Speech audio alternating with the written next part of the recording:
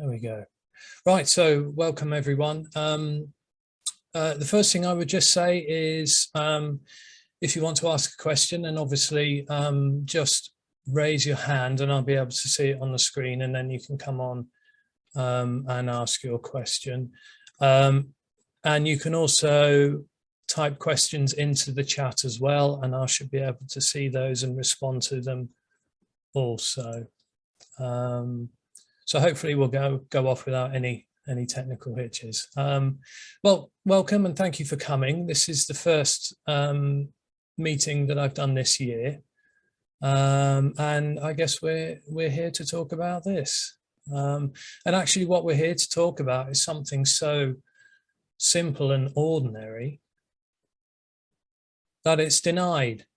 It's denied, it's overlooked, and it's rejected by the individual seeker, because the seeker is looking for an experience. It's looking for a better experience, something that it can know, which it can add to itself and add to its personal experience, which is going to make its life better.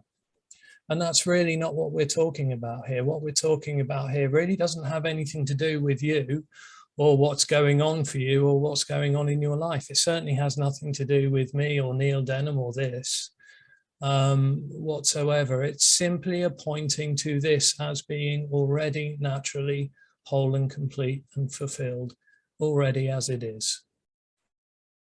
And that's what the seeker just refuses to hear, because the seeker thinks that something has to happen. Something dramatic has to happen in order for this to become something else, to become whole and complete, to become fulfilled. And that's because the seeker is living in an experience which constantly denies this and is constantly affirming in a way that this isn't it. This isn't whole and complete. This isn't what's longed for. This isn't what I'm looking for. What I'm looking for is something else, somewhere else. And really the suggestion is that whole thing is dreamt, is entirely dreamt. So the seeker, in a way, or the individual, lives in this sort of dreamt reality, so to speak. But what can happen is that apparent dream can just suddenly fall away. and there's really and that's really indescribable. There's really no way to describe that. There's really no way to talk about or even point to what's left when the individual apparently disappears or apparently falls away. And then of course the seeking stops happening. When the dream is seen through, if you like, but of course there's no one seeing through the dream. It's just impossible to describe, because it's something apparently energetic. This apparent separate experience seems to arise out of a tension in the body, a contraction in the body, which seems to arise in uniquely for human beings. It arises as a self-awareness. And from this self-awareness, it sort of creates this sense of a position, of a here, of an I am here. And then what seems to also happen with that sense to be here, it seems to automatically create a there. So the individual then lives its entire life from this perspective of I am here, I am an individual, and everything else is there. And it feels to the individual or to that experience that something is somehow lost in that. The wholeness that we are all born into is somehow pushed away and lost with the arising of this sort of contracted self-awareness. It's the beginning of the separate experience, if you like, or of an apparent separation. I say an apparent separation because, of course, it actually isn't real. There isn't actually an individual, which is ultimately, of course, what we're pointing to here. There is no separation. And that's really what's meant by the term non-duality or non-dual. It means not two. As in, there is no here and there is no subject and object. There is nothing which needs to be found or overcome, because there's actually nothing hidden or missing in this. the individual spends its whole life seeking, and the seeking is a response to the sense to be separate, to be a someone who is separate and has lost something in that sense of being here, of being a someone, of being separate. It's spending its whole life looking for that sort of connection it feels it's lost. Of course, it's not a connection, but it feels that something is lost in that. So the seeking is a response to the sense of I am and I am here. And really the message is just pointing out that that experience, that I am, is entirely dreamt. It's illusory, so it isn't real.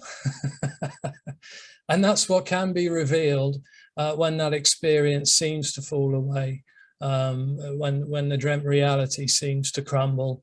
It just can be revealed that that whole thing was entirely dreamt and was illusory. And actually part of what's revealed in that, seemingly revealed in that, is that there actually never was an individual. This sort of whole sense of a personal identity, which seems to arise out of this contraction in the body, is just completely imagined, completely dreamt. And the other thing, the other funny thing about that, and what seems to be revealed when that falls away, is that even that apparent separate experience was absolute wholeness, oneness, whatever you want to call it, just appearing as that separate experience. Almost to the point of where I could say that here, if that had continued, even if the seeking had continued, it wouldn't have mattered, because what was seen initially in that was everything was just already whole and complete. And that even that seeking, even that separate experience was absolute wholeness, was absolute fulfillment, not fulfillment in the sense that something is gained, but in the fulfillment of the obviousness that there's absolutely nothing lost. Home is all there is. Home's a good word. I like the word home. That's what it's just absolutely undoubtable and obvious in the end, is that this is home. And there was never anyone to leave. There was no one lost. Nothing's ever lost.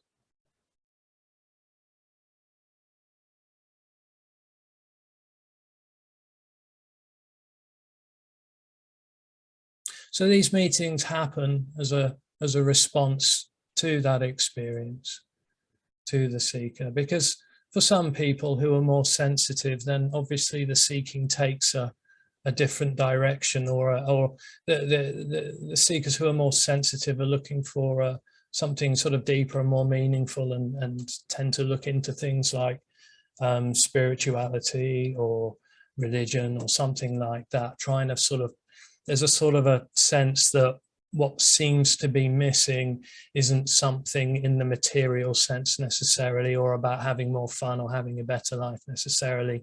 It's about finding this deeper connection, or having this sort of deeper experience with life and with oneself and so on. So it looks into these sorts of other ideas and so on. But of course, they all speak to that experience. And this is how really this message differs. The teachings, that kind of thing, really all speak to that experience, and in some way sort of confirm that experience by saying, yes, there is this separation, and here's what you can do about it to overcome that. Here is how you can become more fulfilled by doing this and so on, by being a better person, by praying more and meditating more, or whatever the case may be, or looking into something that's going to give one a deeper understanding of oneself and sort of make that experience more comfortable, which is totally fine, of course. Absolutely nothing wrong with trying to make that experience a bit more comfortable. But where this message differs really is it just points straight to the undeniability in the end, that the whole separate experience, as I've already said, is illusory. It's a dream, but it's a dream that no one wakes up from, because it's a dream that isn't actually happening. So in that sense, it's actually a dream of a dream. There's no one dreaming the dream of separation. It's a reflection of a reflection. It isn't really happening.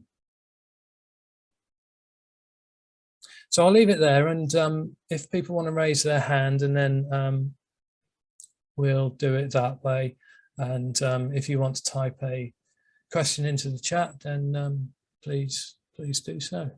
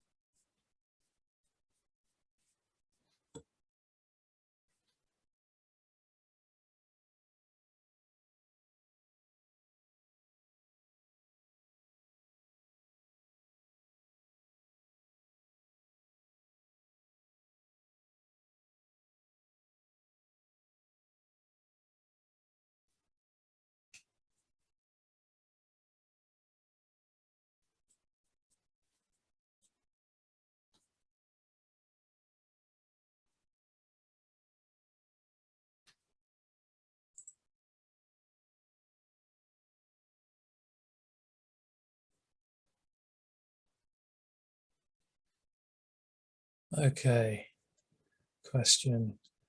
Can a me grasp that there is no cause and effect, or become this obvious first after the apparent dropping of the sense of me? Well, there is no me, so of course there is no me to be able to grasp that there are concepts like there is no cause and effect and that sort of thing. Some of the other things that we talk about, some of the other concepts that we talk about in this meeting.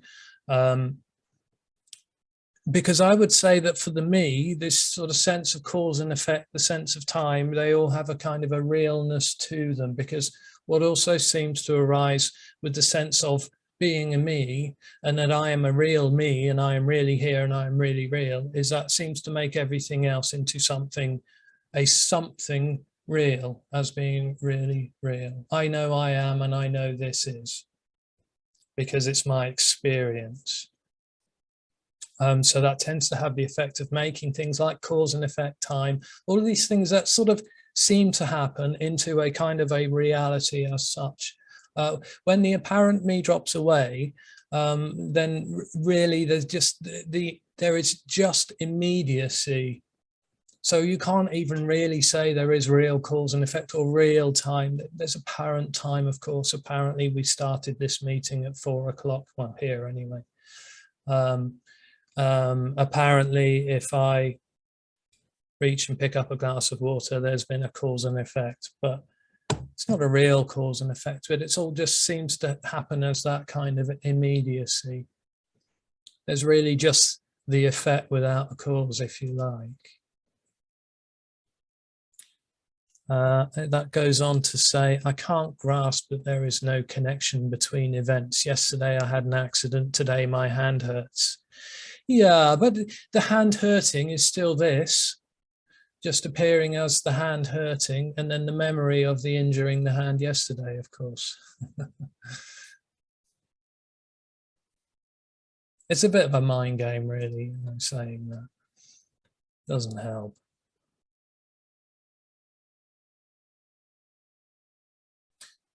It goes on to talk about cause and effect as some kind of law of nature. Yeah, but who made up these laws of nature, really? I just, you know, I tend to think with these sorts of things, these laws of nature, yes, okay, there seems to be gravity, there seems to be these sort of undeniable scientific sort of dynamics, understandings of the law of nature. But I mean, really, at the end of the day, it doesn't matter. It's kind of a way to just try and make sense of, I think, that the individual just wants to know everything and be able to make sense of everything. This is why this is how this is. So if I can know more about this, then I will feel more secure, or I will be a happier me.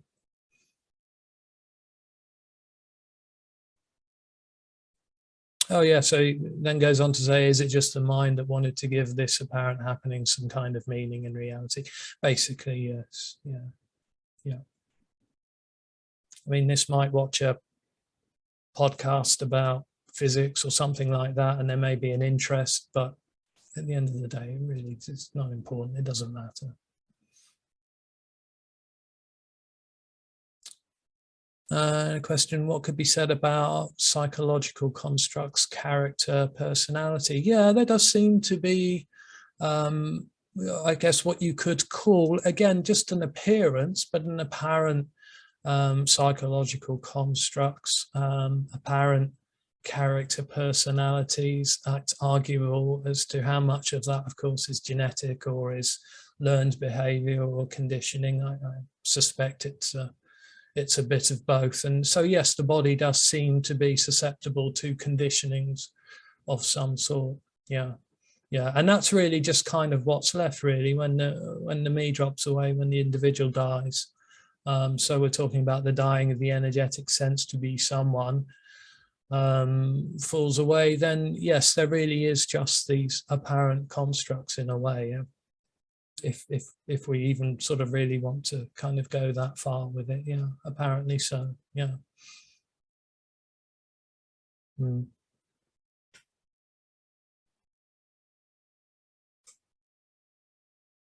But there's still something intuitive about this as well. The intuition still happens, a sense of things still happen. Obviously, emotions still happen. Thoughts, feelings still happen, opinions on things still happen as well, seemingly. So it wouldn't be fair to say this is just a kind of a biological construct necessarily. It seems like there's something a bit more profound to this than just mechanisms, although arguably you could say that that's really all there is. It's just sort of mechanisms and constructs and so on. But I don't mean that in a kind of machine-like sense necessarily.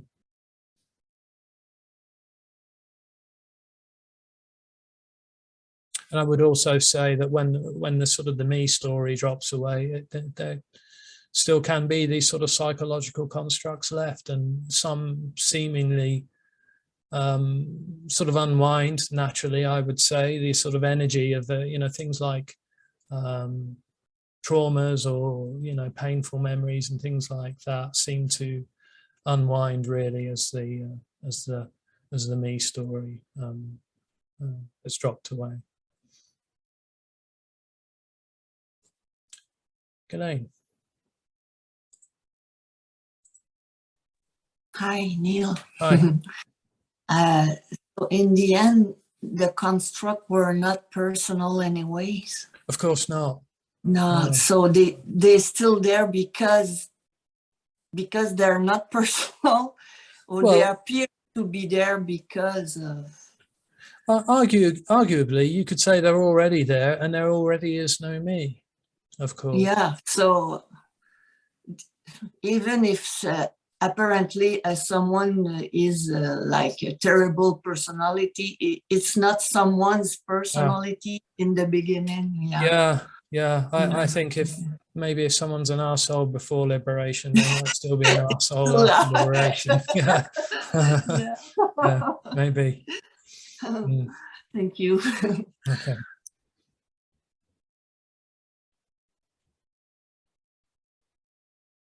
And there is no reason to that is another question. No, of course not.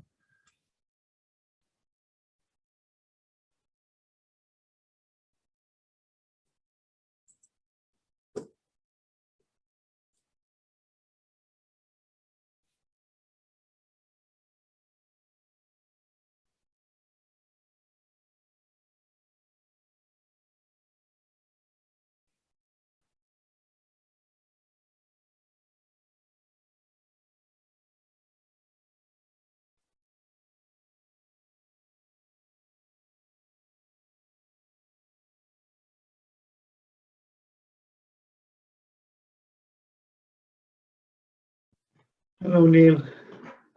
Hi, Matt. I triggered a little about this arsehole thing, because it's the ordinary way, or what, as I remember it now anyway, when I think about it, it's kind of being egotistical. being an asshole, you don't see others and you care only about this kind of thing, and then you behave, what people would call like an asshole, more or less. So then when there is no me, it seems to me like well, can you clarify this? I mean, well, I mean, I guess we're sort of getting into semantics of what ego might mean. I think someone might correct me. I'm not an expert, but I think it generally means it's another word for self, or certainly the self-identity that seems to form around this sort of initial contracted sense of I am, is this personal identity, ego personal identity in a way. And as I understand it, someone being egotistical is someone very wrapped up in themselves, or very very sort of self-centered and talking about themselves a lot is what I understand from that. Someone being an arsehole is just maybe someone being an arsehole. Now, what is that? It's just being an arsehole, of course. What is that? If it's not being egotistical, what is it then? Don't know. You don't know? No. Really? Maybe some people just have that characteristic. Yeah.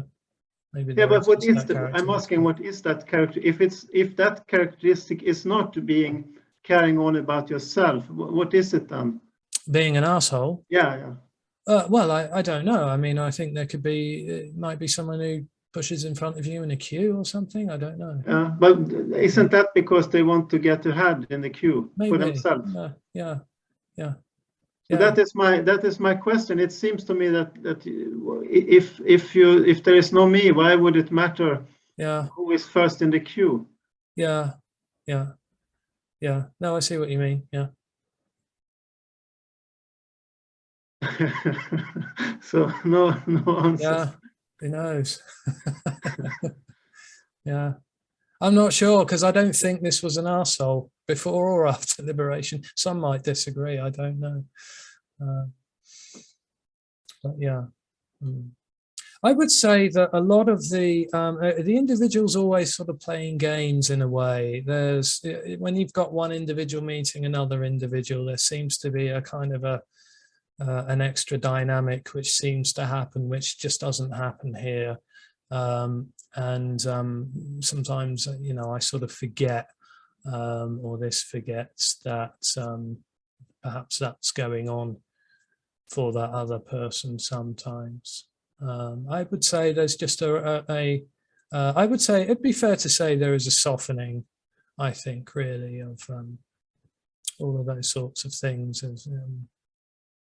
Yeah, because really when the me drops, then of course there is no more personal identity. Yeah, so that is why I raised this question, because it seems to me that would be the case. Of course, no precise rules, of course, but still that would be for example, if there is no sense of a center, why would there be any concern about dying? Well, is it a me being an arsehole, or is it someone else calling them an arsehole that makes them an arsehole? That's the thing. When there is a kind of behavior pattern that someone else would then say they're being such and such. Yeah, like you said, cutting ahead in the queue, and there we can make a list of this kind of things. And if someone has quite a lot more of those than the regular. Well, to answer your question, this might think, if someone does that, this might think that they're an a-hole. Yeah.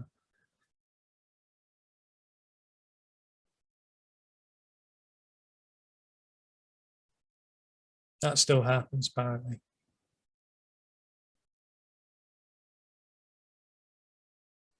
Yeah.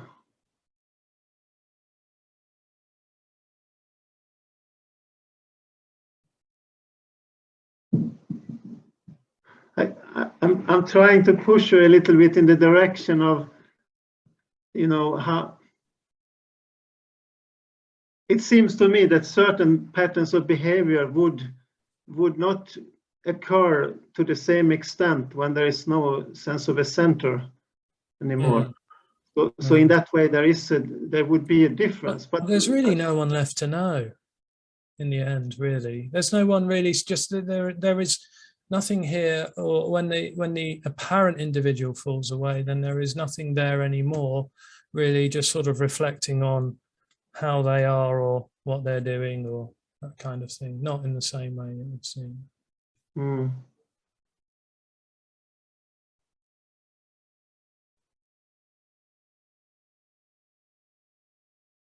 By the way, I have invented a word myself, what is a neologism. You know, when there is the fake guru, you could call them, they are assholey. Okay, yeah, maybe. Yeah. I wanted to introduce this world to this community. Anyway, so thank you for the Thank you. Conversation. Thanks.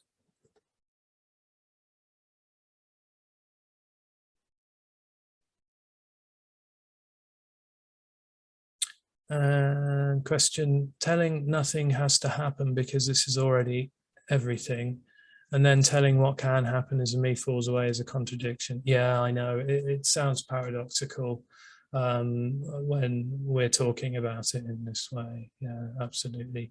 Because to the individual experience or the separate experience seems absolutely real. So it's not a denial of that apparent experience. What the message does is just points to that experience as it is being illusory. So it creates an impression of something being real that actually isn't. So most people would report to be an individual, a person, a me, and being present to what's appearing to happen.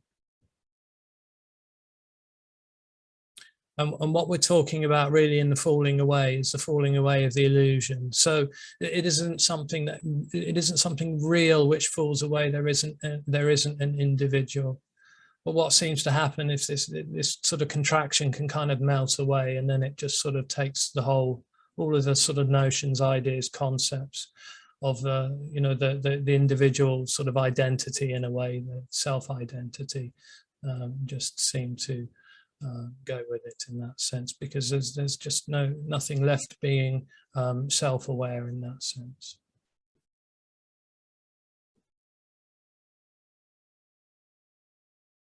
So it does sound like a contradiction. Yeah, I agree.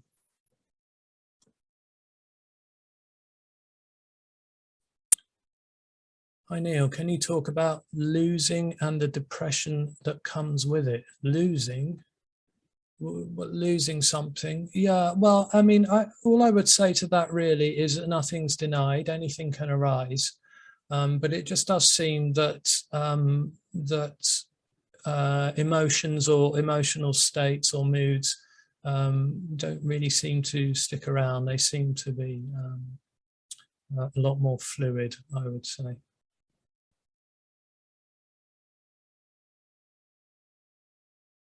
Because there's no personal story sort of happening anymore. There's no more dream story happening. There is someone who has depression and sort of feeds back into itself energetically, or tends to.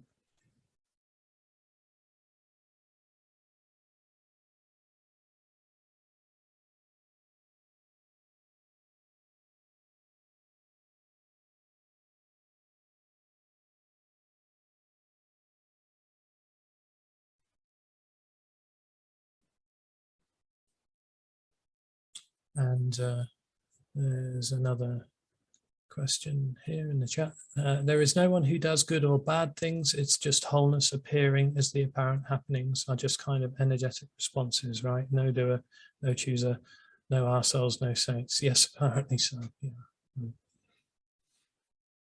Yeah. Well, there is no one already. There is no individual, and apparent good things and bad things happen all the time. Yeah. It's just energy seeming to react and respond to energy.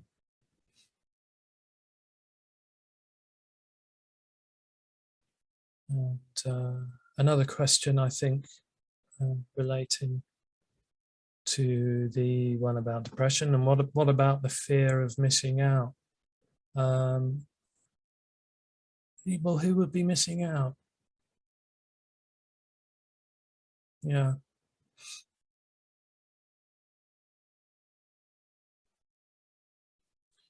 Someone asked, is there any difference between the daydream and the night dream? Well, if you, by the daydream, you mean the dream of I am, or the dream of the individual, or the dream that there is an individual. I mean, yes, in a way, I suppose you could say there are differences in some ways, but perhaps not in others. The difference between the daydream and the night dream is in the night is with the dream of the individual. No one wakes up from this dream. And for the person, of course, when they're waking from a night dream, then of course it's all going to just sort of come back, this sense of I am waking up, and here I am now going about my morning routine, or whatever the case may be.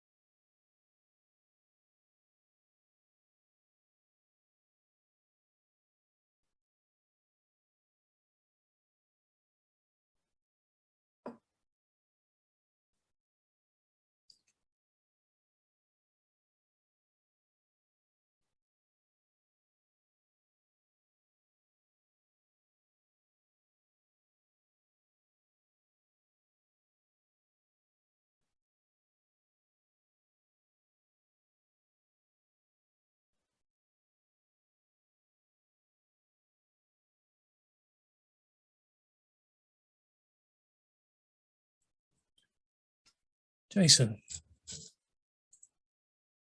Hi, Neil. Hey, man.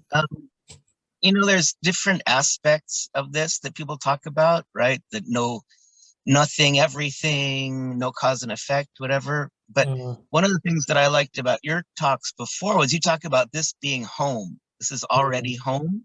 And that strikes a chord here. Just I feel like I've spent my whole life looking for home, and it's like, oh, you say it's already home. So it's kind of like, oh, I'm looking for my glasses while wearing my glasses, right? It's like, I'm looking for what's already here, but I still can't find it, can't see it. Well, the problem for the individual is that this is unknowing. Home is unknowing. It can't know home. And really what's being pointed to is just the end of an experience, which says a seeming experience, apparent experience, that this is not home. Home's never found, that's the thing. But the other thing, the other sort of funny thing about that as well is that it's recognized that home can even appear as an experience to be not home, or that would insist that this isn't home. That's home too, and that's just completely unacceptable for the me. Yeah, individual. completely. Apparently, let's just assume the word apparent before everything else. Yeah, I get it intellectually, whatever, but I just, there's still this longing for. Yeah, and it doesn't help to know it, and really having a clarity about the concepts and what's being said doesn't help to know it. And I know that when I came across this message, it just rang a bell of clarity in a way, but not in a way that I could have described. I've talked about it before, is it just seemed to join up dots that I didn't know were there in a way. It just seemed to be what I'd always been waiting to hear, unbeknownst to me at the time. It just seemed to, I don't know, hit somewhere where other communications hadn't. And I think that, you know, there can be, for people who've been coming to enough meetings, there can be a clarity on the concepts and so on. And someone could, you know, just sort of talk it and write it down even and do something like that. But the knowing of it doesn't help. There would still be, if someone did start speaking just with having a clarity on the concepts and what's being talked about and a kind of a sense of the responses and how they work, you know, there would still be a sense, I think, when the meeting's over, that they are finishing the meeting and going about their day. And yeah. Yeah, there's still that sense of, well, how do I do it kind of thing, even though I know the answer to that one too. Yeah, but, yeah. Well, because the me is, or the individual is a knowing energy, a seeming knowing energy, then it's really, its only function is to know, and it sort of knows through experiencing. So it's trying to have an experience with something that is already everything. So you know, there's no and which is an experience of something which isn't separate, and there is no separate. It's infinite. There's no beginning or ending to it, and no position within it to know that everythingness from. So how could you possibly do that? It just can't work. But really what it comes down to fundamentally, even after all of the talk and what have you, is the sense that there is, for the individual, there is something here which is aware, conscious, or present to this or to what's appearing to happen. And it seems that just in that primordial awareness, self-awareness, that the home is somehow lost, it seems. And then of course, as time goes on, it just seems that more and more aspects of the, you know, dimensions to the apparent experience, the illusory experience, seem to kind of go on. And but yes, it just seems in that fundamental just sort of awareness, that knowing that the home is lost, yeah, or it just seems to somehow hide it. Okay, thank you. All right, Jason, thanks.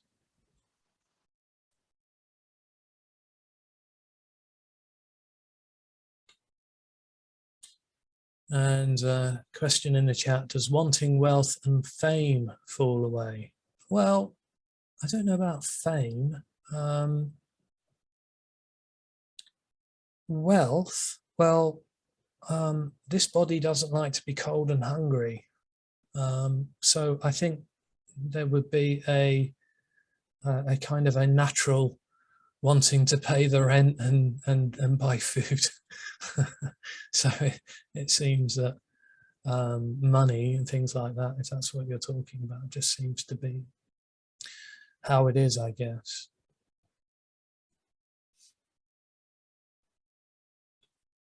But yeah, who would be wanting wealth and fame?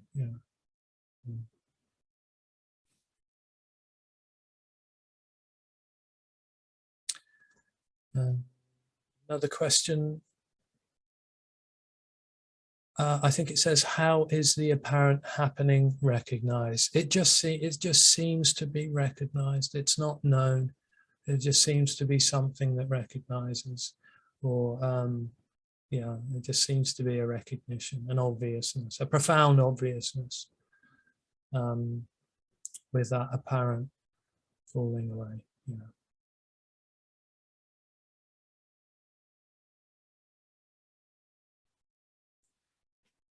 Do you have any idea why the time before the real insight can be so difficult and heavy for some people?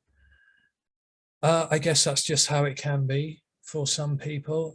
Sometimes, I mean, first of all, I wouldn't necessarily call this an insight as such. An insight sounds like something someone has as a, you know, sounds like it's like wisdom or something like that, which I'd so really call it an insight, but I know what you mean.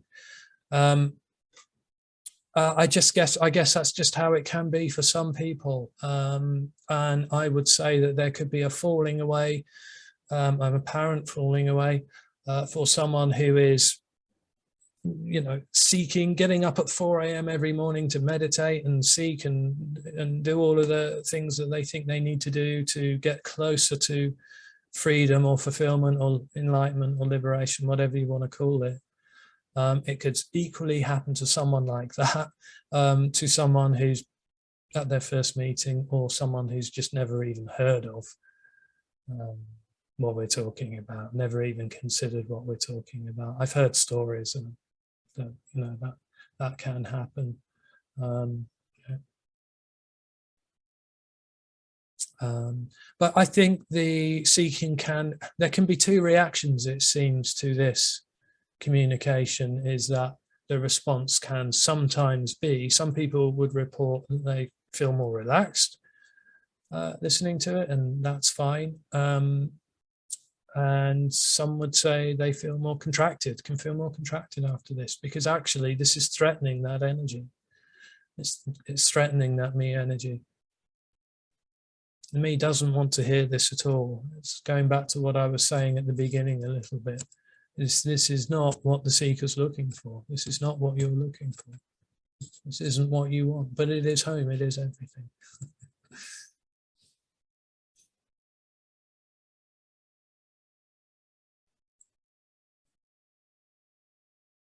I guess it can just be like that for some people.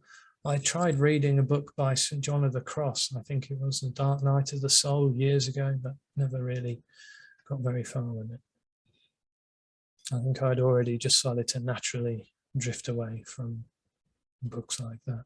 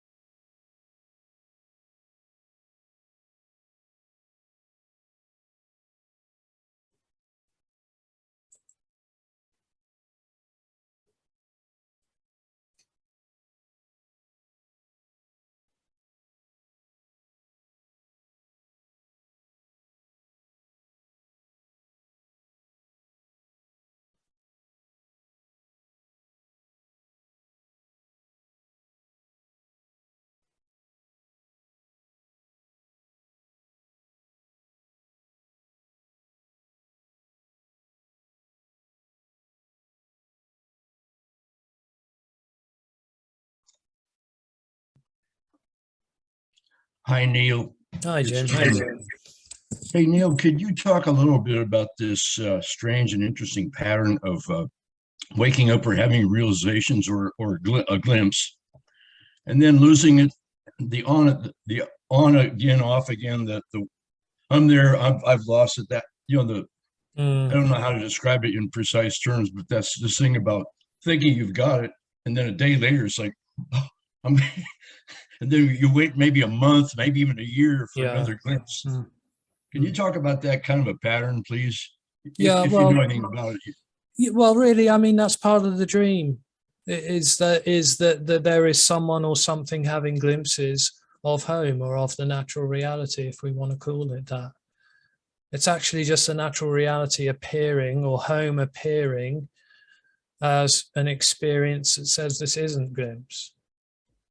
And then what the me does is it just kind of, what that energy does, it just kind of makes that into a story of being in it and then being out of it, or being there and then not being there. But there's nowhere for liberation to be, and there's nowhere for it not to be.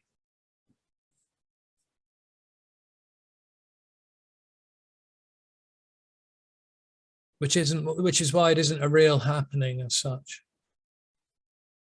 So what's curious about that, when the glimpse occurs, at least in my experience, it's like, oh man, this is it. This can be this way forever. It feels like it's permanent.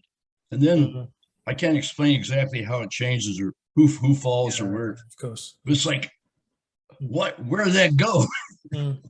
Well, I think seems so real. There can be just sort of quite, I think, sudden sort of relaxations of that sort of contraction. And then everything will have the sense of just opening up with that. And then it can just suddenly, oh, this is scary. I don't know what's happening, because there hasn't been a death, if you like, or a dying, and it can just suddenly contract again.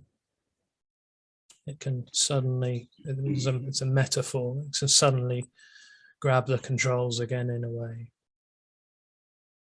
But really, glimpses are just still happening in the dream story, that there is someone to be having glimpses. Yeah, I only had maybe one where I had the sense that there's no longer a me here, no longer a Jim or a person. But you know, these stories go on forever. But at the time it happens, like, oh wow, this is it. It feels like an arrival. In the end, well, of course, in the end, there is no arrival and there is no this is it moment. It's the end of an apparent experience which says this isn't it. There's never a this is it. Well, for me, it sure felt like it. Well, I mean, I don't know what happened there, but ultimately in the end, it's just the end of that which says, or an apparent experience which says this isn't it. There's never it's never an arrival into this is it. No one ever gets to know that they are liberated or there is liberation, which is why, of course, there is no personal liberation, because there's ultimately in the end no person to be liberated. But it's the end of an apparent experience which says this isn't liberation. So you could say in that sense, liberation is the end of the need for liberation. Because it's the end of the idea that something could possibly happen which isn't already this. Okay, it gives me something to look forward to. Yeah, you'll be waiting a long time, Jim.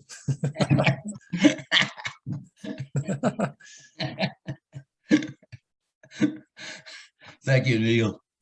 All right. Thanks, man. Okay, thank you.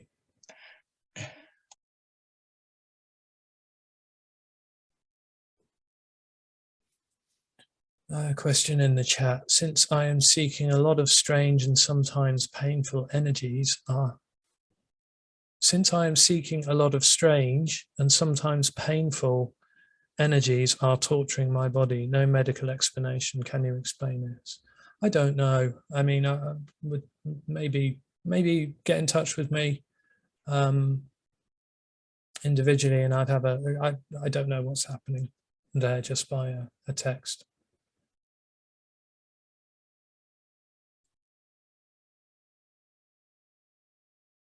I'm sorry, I don't know what you mean when you say that painful energies are torturing the body.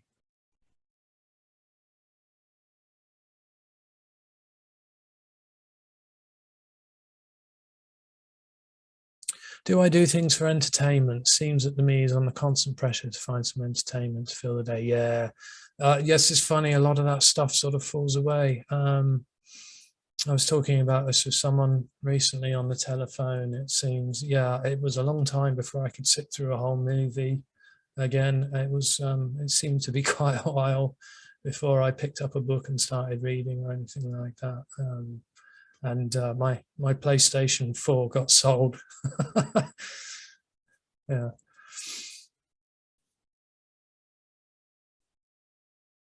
Yeah, I was talking to someone about it the other day. It seemed that a lot of that was about escapism, or the me kind of needs to escape or likes to escape. So it likes to engage in activities that make it sort of forget about being a me for a while. I'd still like to visit friends and talk with people. And yeah, yes, this still enjoys delicious food. Yeah. Yeah, all of that is all good stuff. Yeah. Yeah, we like that. No, it makes no difference to sit in silence or do something more entertaining. No. No, there's just what apparently happens, which is always empty and full.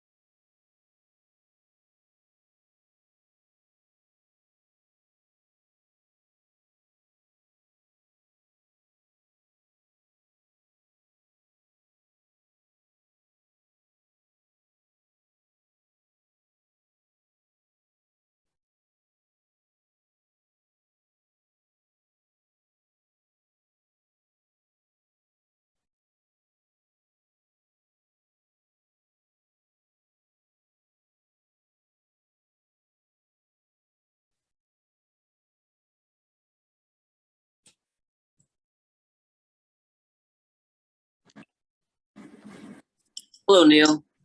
Hi, William. Hey, this might be a little off topic, but I was wondering where you get your hair done. Oh, I've been cutting my own hair for about the last 24 years. Can't you tell? Nice. Yeah. I was just wondering. Yeah. The irony is I cut my hair like this even before I was receding. I did it to save $10 because Yeah. you know, I shaved my own too. It's like I used to go to the barber and it's like, heck, I could just you know, save myself $10 and do it myself. But That's right. Yeah. And anyways, they do a surprisingly bad job of what should be a really simple haircut as well, usually. it's good meeting you, Neil. Yeah, thanks. Thank you, William. And there's a question in chat, Neil, is that no wanting of a different experience? But is that referring to getting a haircut? I'm sorry, it's difficult to get context sometimes for the typed text. Just says, Neil, is that no wanting of a different experience? No, in general. Oh, is there no wanting of a different experience? Well, there might be. I talked about earlier, this doesn't like to be hungry or cold. And, you know, this body seems to naturally go and seek food and warmth and shelter and things. You know, I think the kind of the sort of bottom layers of the Laszlo triangle, if you know anything about that, are quite sort of, you know, in place, it would seem. You know, there seems to be a natural need for food, water, shelter, that kind of thing, in order for this apparent body to survive. The rest of it's all, you know, self-realization and all of that sort of stuff. And yeah, I mean, there seems to be a need for that for the person, but yeah, those sorts of basic needs still seem to be there. So arguably, you could say that feeling fed is a different experience to feeling hungry, but of course ultimately there's no one to have an experience of either. But it does seem that the body will respond to a natural need in that way. Neil. Hello. Hey, are you saying you subscribe to the Maslow hierarchy of needs? Is that what you just said? Doesn't he talk about the basic kind of those sort of basic human needs for the human being of food, water, shelter? Yeah. It's been a long time since I ever looked at it. Yeah. The bottom triangle. Yeah. But what about the top? Well, it's self-realization, isn't it? And what's being pointed out here actually is there is no self. So there may be a need for self-realization, and you know, apparently there is, because humans build churches and temples and so on as a way to sort of find this kind of deeper meaning and fulfillment in life, I guess. But what's being suggested here is all of that need for that deeper fulfillment is coming out of an illusory experience, which says that I am here and I am real. Mm-hmm. Yeah. Thank you. Okay. Oh, creativity is on top of Maslow, is it? Okay. Yeah. There may be a natural creativity. Sure, of course. Why not? Yeah. Well, that's the thing in the end, of course. Beethoven never wrote Moonlight Sonata in C# minor. It was written.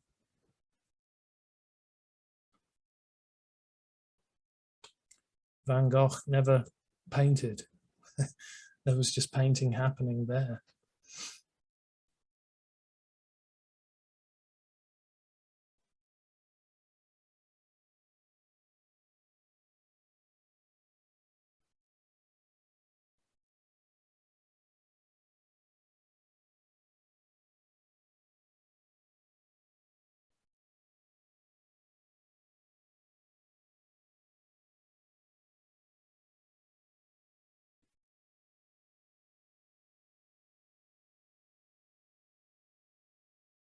What we're really talking about here is the end of the need for fulfillment. So yes, there may be a natural need for food, water, shelter, etc. But of course, there is no one left in that who is needing something in the sense of a personal fulfillment. in that, because of course there is no person. What's seen in the end, there is no person. And when that's apparently seen, no one sees that, but when that's apparently seen, not the best word seen, but then of course it's just obvious that there was no one ever needing anything in that sense. And there was no one ever choosing to eat or pay rent or find a new job or play the piano or go see a movie. It all just happens. It all happens in absolute timelessness. Or as absolute timelessness. It's wonderful.